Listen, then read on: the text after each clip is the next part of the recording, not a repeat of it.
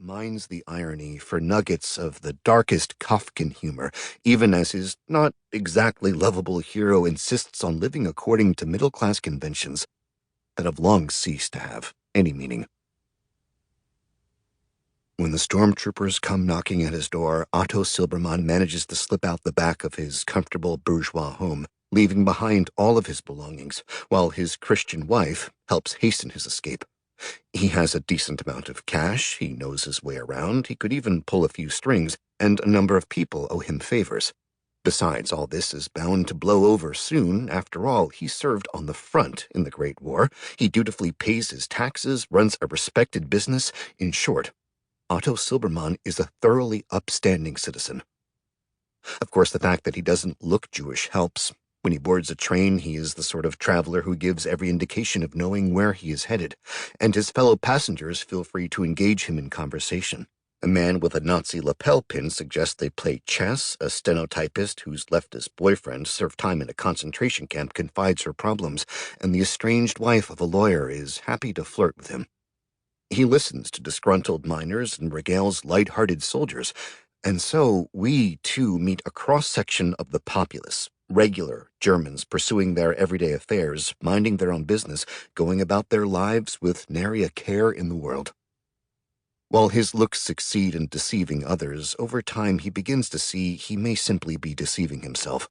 A traveling Aryan speeds ahead, but as Silberman finds out, a Jew on the run hurdles and jostles his way about, follows one alleged escape route after the other, but is basically buffeted about by an evil wind, and if he survives the storm, which so many will not, he will likely end up years later in another kind of camp for displaced persons. Meanwhile, here in 1938, Otto Silberman is already displaced, and so he travels from Berlin to Hamburg, from Hamburg back to Berlin, then from Berlin to Dortmund, Dortmund to Aachen, back to Dortmund, on to Küstrin, Dresden, and eventually back to Berlin. With each frenetic trip, in first class or second class or third class, he ends up shedding one more of the delusions that had protected and prevented him from recognizing the inevitable. He can no longer pass for who he always thought he was. The truth is, I don't have the right to be an ordinary human being. Ulrich Alexander Boschwitz, 1915 to 1942, was born to an affluent and secularized family. Boschwitz's Jewish father, who had converted to Christianity and married a Protestant woman, died just weeks before the birth of his son. In 1935, following the promulgation of the Nuremberg laws, Ulrich and his mother escaped to Sweden, where the young man wrote and published his first novel, Menschen neben dem Leben, People Parallel to Life, under the pseudonym of John Grain. His sister had already emigrated to Palestine in 1933 and settled in a kibbutz. From Sweden, Boschwitz moved to Paris, where he studied a while at the Sorbonne, before moving on to Luxembourg and then Belgium. In 1939, shortly before the outbreak of the war, he joined his mother in England. Deeply affected by the events of Kristallnacht, he worked feverishly on what would become The Passenger, finishing a first draft in barely 4 weeks.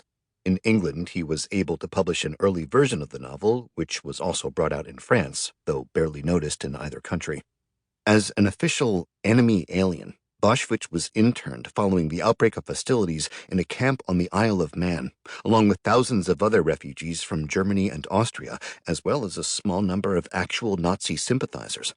As the war progressed, male refugees, along with newly captured prisoners of war, were shipped off to various British dominions. Boschwitz had the ill fortune to be deported to Australia aboard the HMT Dunera. The passage was brutal, as the passengers were robbed and subjected to gross indignities regardless of whether they were Jewish refugees or Nazi sympathizers. In Australia, the detainees were interned in a prison camp in New South Wales. Following the attack on Pearl Harbor, the authorities reclassified actual refugees as friendly aliens, and so Ulrich Boschwitz was freed. With some trepidation, he boarded the troop ship MV Abasso bound for England, but that was torpedoed by a German submarine, and Boschwitz perished, along with 361 of his fellow travelers. He was 27 years old. In a last letter to his mother, Ulrich Boschwitz signaled his desire to overhaul the manuscript of The Passenger, noting that she should expect to receive the first 109 pages of his reworked version from a fellow prisoner who was on his way to England.